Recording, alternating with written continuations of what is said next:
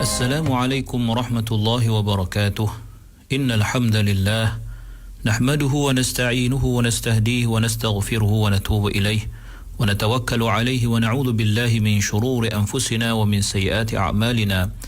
Man yahdihillahu fahuwal muhtadi wa man yudlil falan tajida lahu waliyyan murshida.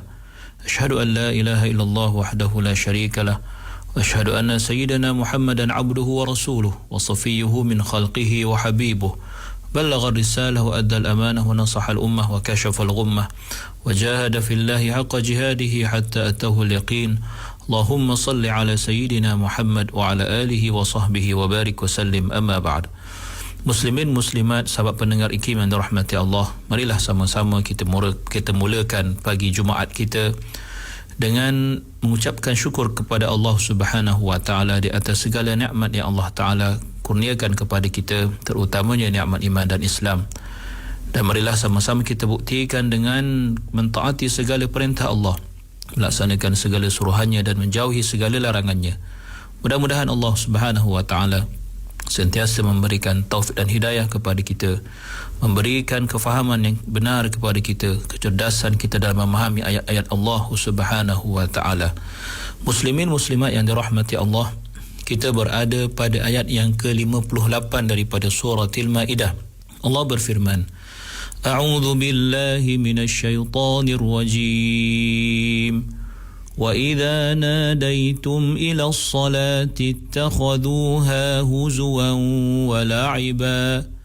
Dzalika bi annahum qaumun la ya'qilun. Yang bermaksud, dan apabila kamu menyeru yakni azan untuk mengerjakan solat, mereka menjadikan solat itu sebagai ejek-ejekan dan permainan. Yang demikian itu ialah kerana mereka suatu kaum yang tidak berakal. Muslimin muslimat yang dirahmati Allah Subhanahu wa taala. Di dalam ayat ini Allah menyebut beberapa bentuk istihza, beberapa bentuk sikap mempermain-mainkan yang dilakukan oleh golongan yang sesat itu, golongan yang menjadi musuh Allah dan Rasulnya sallallahu alaihi wasallam. Maka di antara perlakuan mereka ialah seperti Allah sebut dalam ayat ini, wa idza nadaitum ila as-salati ittakhadhuha huzwa wa la'iba. Ini dimaksudkan dengan seruan kepada solat ialah seruan untuk mengerjakannya, iaitu melalui laungan azan. Al-Imam Al-Qurtubi rahimahullah menyatakan bahawa pernah berlaku apabila orang-orang Islam melaungkan azan dan mengajak kepada solat, berkata segolongan Yahudi, qamu la qamu, atau kita katakan dalam bahasa kita bangun atau tak bangun. Dan mereka, golongan Yahudi ini mentertawakan orang Islam apabila melihat orang Islam rukuk dan sujud. Dan mereka katakan tentang azan, kamu orang Islam telah mencipta sesuatu yang tidak pernah kami dengar sebelum ini dan tidak pernah kami saksikan dalam umat-umat sebelum kamu.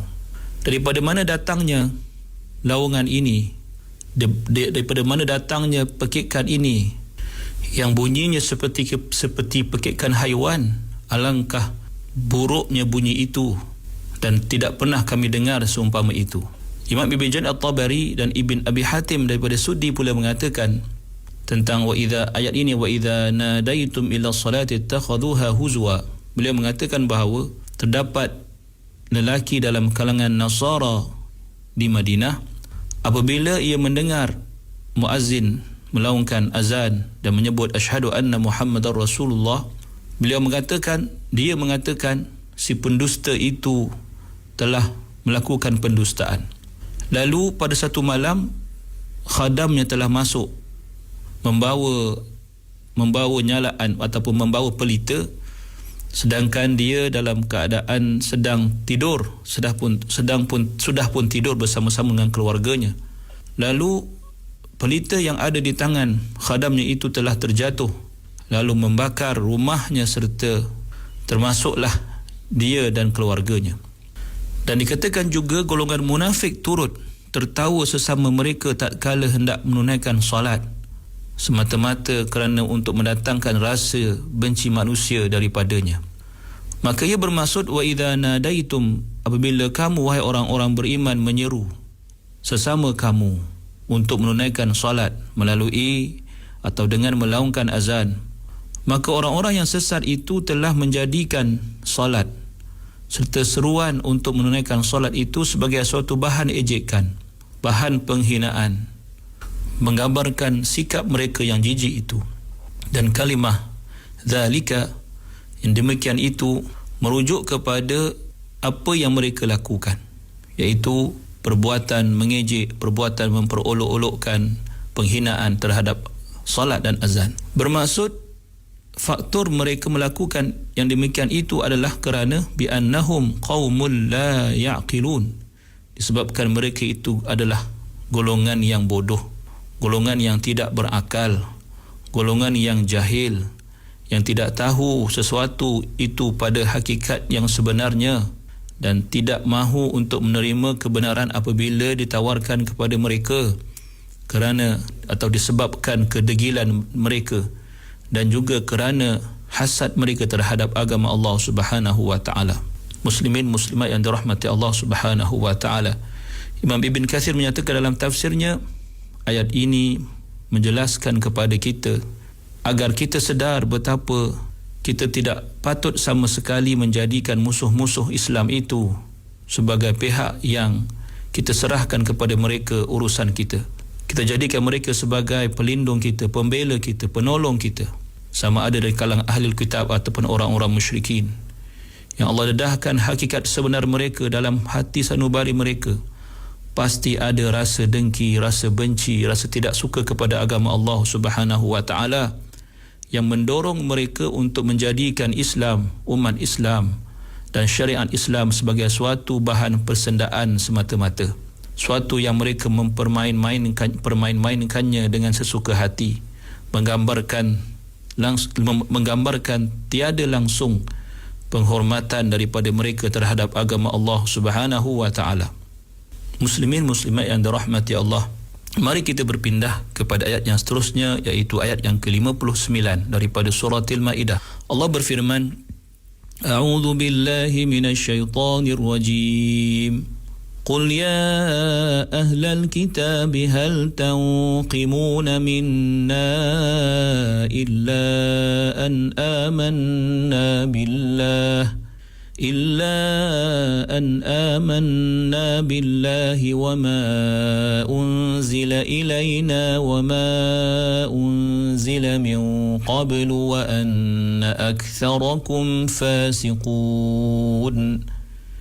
Yang bermaksud, katakanlah wahai Muhammad sallallahu alaihi wasallam, wahai ahli kitab, kamu tidak mencela dan menyalahkan kami melainkan kerana kami beriman kepada Allah dan beriman kepada apa yang diturunkan kepada kami, serta beriman kepada apa yang diturunkan sebelum itu, dan kerana kebanyakan kamu sesungguhnya adalah orang-orang yang fasik. Muslimin muslimat yang dirahmati Allah Subhanahu wa taala. Setelah Allah Subhanahu wa taala memberikan amaran yang keras kepada orang beriman daripada menjadikan musuh-musuh Allah dan Rasul sebagai pemimpin, penolong, pembela dan sebagainya, Allah sebut pula dalam ayat ini tentang kehinaan terhadap ahlul kitab disebabkan sikap degil mereka dan hasad mereka. Dan Allah sebutkan beberapa sifat keji yang sama sekali bertentangan dengan kewarasan akal fikiran dan bertentangan dengan norma-norma kebaikan itu sendiri. Maka Allah menyebutkan, qul ya ahlal kitab hal tanqimuna minna, sehingga ke akhir ayat. Dan Imam Al-Qurtubi rahimahullah menyatakan bahawa berkata Ibn Abbas radhiyallahu anhuma, berapa orang lelaki dalam kalangan Yahudi telah datang bertemu Rasulullah sallallahu alaihi wasallam lalu bertanyakan baginda tentang apakah yang diimani oleh para rasul sekaliannya alaihi wassalatu wassalam. Lalu Nabi SAW menjawab, kami beriman dengan Allah dan apa yang diturunkan kepada kami dan apa yang diturunkan kepada Ibrahim dan Ismail. Sehinggalah pada sebutan Nabi SAW terhadap Nabi Isa, lalu si Yahudi atau golongan Yahudi itu menafikan atau mengingkari kenabian Nabi Isa. Dan mereka berkata, demi Allah, kami tidak tahu orang yang beragama yang paling tidak bernasib baik di dunia dan di akhirat lebih daripada kamu, dan kami tidak tahu agama yang lebih buruk daripada agama kamu. Lalu Allah turunkan ayat ini dan ayat seterusnya. Pada kalimat tanqimuna minna bermaksud taskhatuna minna, bermaksud yang kamu marah, yang kamu benci kepada kami, yang kamu nafikan kepada kami.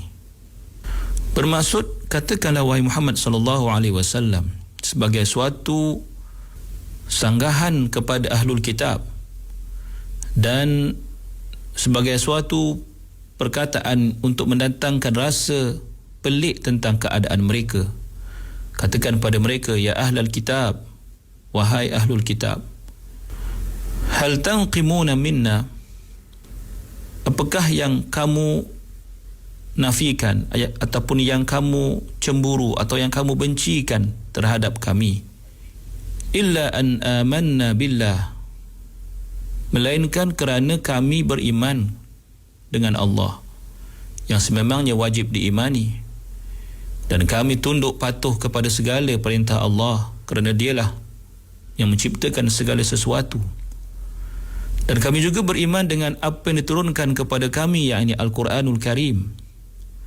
Dan kami juga beriman dengan apa yang diturunkan oleh Allah kepada Rasul-Rasul sebelum kami daripada kitab-kitab Samawiyah seperti Zabur, Taurah dan Injil, dan lain-lain kitab yang diturunkan Allah kepada para anbiya sebelum Al-Quranul Karim.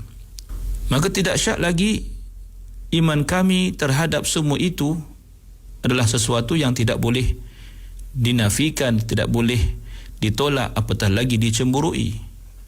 Bahkan hendaklah dipuji dan dimuliakan.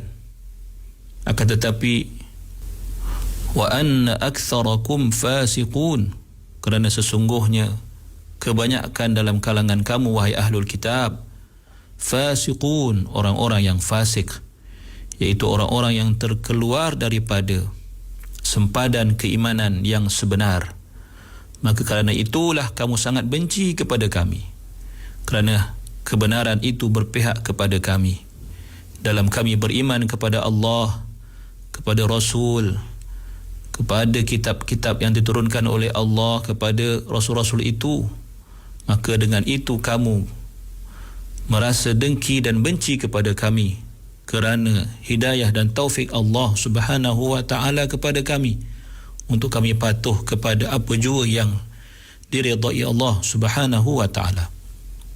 Maka yang ini jelas menunjukkan kepada kita betapa kebencian musuh-musuh Allah Subhanahu wa ta'ala, terutama dalam kalangan ahlul kitab, kepada orang Islam adalah semata-mata berasaskan kebencian berupa nafsu dan rasa tidak puas hati terhadap umat Islam, kerana apa yang dipegang oleh umat Islam itu adalah sesuatu yang benar, adalah agama yang suci, yang prinsipnya adalah keimanan kepada Allah, keimanan kepada para Rasul, keimanan kepada apa yang diturunkan Allah kepada para Rasul, menjadikan mereka tidak suka kepada umat Islam.